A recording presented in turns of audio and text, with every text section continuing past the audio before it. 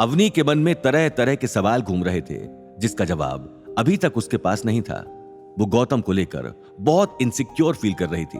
तभी गौतम ने सुलेखा की ओर अपना मुंह मोड़ते हुए बोला, ऐसा कुछ नहीं है चाची, मैं समझता हूँ कि अगर मेरी जगह कोई भी समझदार लड़का होता तो यही करता। आखिर लड़कियों को प्रोटेक्ट करना हम लड़कों का ही तो फर्ज है, और अगर हम ही इन्हें यूं अकेला छोड़ देंगे तो फिर हमारे ऊपर लानत है। गौतम जो भी कर रहा था, जो भी कह रहा था, वो सभी बातें और उसके सभी एक्शन रिया के दिल पर एक गहरा असर डाल रहे थे। उसके मन में गौतम को लेकर फीलिंग्स डेवलप हो रही थी, लेकिन वहीं अवनी की जेलसी भी बढ़ती जा रही थी। अवनी गौतम और रिया को लेकर इतनी गहरी सोच में डूबी हुई थी कि उसे इस बात का अंदाजा ही नहीं हुआ कि कब गौतम और रिया गाड़ी से निकल गए। वो अपने ख्यालों की दुनिया से अचानक बाहर तब निकलती है जब सुलेखा ने उसे पीछे से हिलाते हुए बोला, क्या हुआ अवनी बेटा, किन ख्यालों में गुम हो गई हो? मैंने कहा मैं जा रही हूं, हमारा होटल आ गया ना, तो मैं उतरती हूं।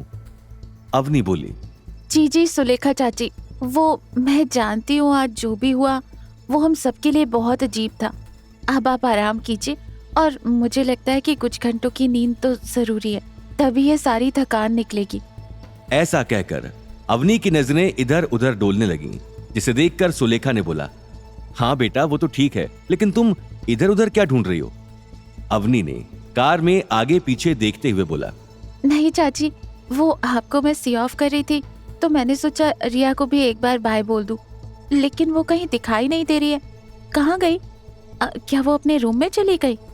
तभी सुलेखा ने होटल की एंट्रेंस पर खड़ी रिया और गौतम की ओर इशारा करते हुए बोला, वो रही रिया अवनी, वो देखो वहां पर खड़ी है। जैसे ही अवनी ने नजर घुमाई, उसे हैरानी के साथ साथ बहुत गुस्सा भी आया, क्योंकि एंट्रेंस गेट पर रिया गौतम के साथ चिपक कर खड़ी हुई थी और ये चीज अवनी को हजम नहीं हो रही थी।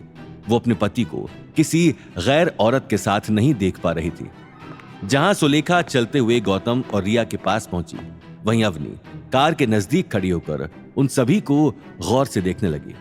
उसे उन लोगों की बातें भी सुनाई दे रही थी। रिया नजरें झुकाए मुस्कुराते हुए गौतम के सामने खड़ी थी और उससे नजरें मिलाने की हिम्मत नहीं कर पा रही थी। तभी गौतम ने बोला, क्या बात है रिया, आखिर तुम मुझे यहाँ तक लेकर आई हो और अब चुपचाप नीचे मुंह किए खड़ी हुई हो? कम से कम बताओ तो सही कि बात क्या है। मुझे अवनी को लेकर घर वापस जाना है, वहां पर डैडी जी हमारी चिंता कर रहे होंगे। प्लीज जो भी है जल्दी बताओ, तुम्हें मुझसे क्या बात करनी है? इससे पहले रिया कुछ बोलती सुलेखा ने कहा, भाई मैं तुम दोनों के बीच में कबाब में हड्डी नहीं बनना चाहती, तो इसलिए मैं तो चली रूम में रेस्ट करने। और रिया जो भी तुम्हें गौतम से कहना है वो कह दो और फिर सीधे कमरे में चली आना। ऐसा कहकर हंसते हुए सुलेखा अपने रूम में रेस्ट करने के लिए चली गई। सुलेखा के जाने के बाद भी रिया की जुबान तो जैसे खुल ही नहीं रही थी, इसलिए गौतम ने अब एक तेज आवाज में बोला, बोलो भी, अब क्या इंपॉर्टेंट बात कहना चाहती हो? मेरे पास इतना टाइम नहीं है, अवनी मेरा इंतजार कर रही होगी।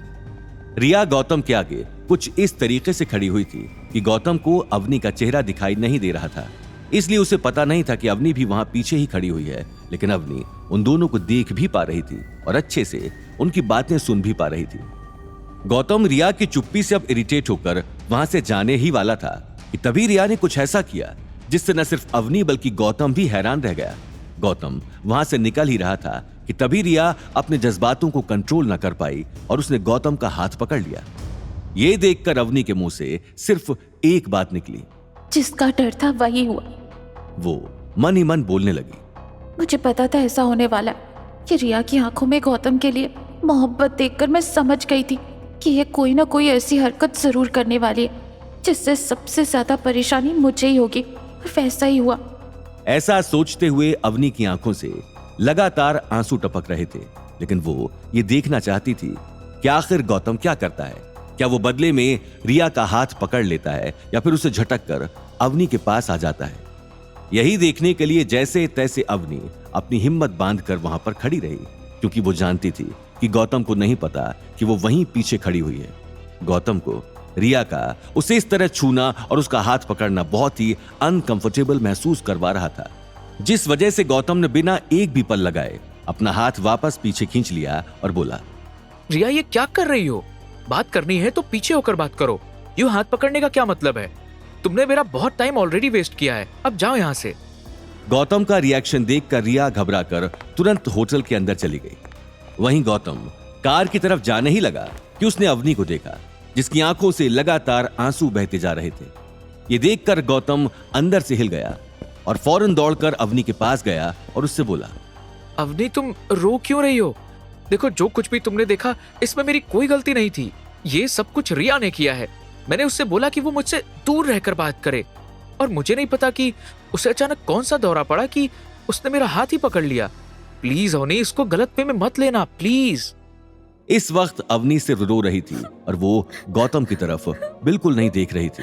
गौतम उसे मनाने की बहुत कोशिश कर रहा था, लेकिन अवनी चुप होने का नाम ही नहीं ले रही थी और रोते हुए कार की बैक सीट पर बैठ गई। गौतम को भी इस वक्त घर जाकर बात करना ही सही लगा और वो ड्राइवर सीट पे आकर गाड़ी चलाने लगा। पूरे रास्ते अवनी ने गौतम से कोई बात नहीं की और अपना मुंह सिर्फ खिड़की की तरफ करके बैठी रही। उसकी खामोशी से हमेशा से गौतम को नफरत थी, लेकिन इस वक्त उसे बिना किसी गलती के नफरत झेलनी पड़ रही थी। अब वो दोनों घर पहुंच गए थे और अवनी एकदम से ही कार से निकलकर अपने कमरे की ओर भाग गई। गौतम भी उसके पीछे पीछे जाने लगा कि तभी ड्राइंग रूम में बैठे अनिल ने गौतम को आवाज दी और अपनी तरफ बुलाया।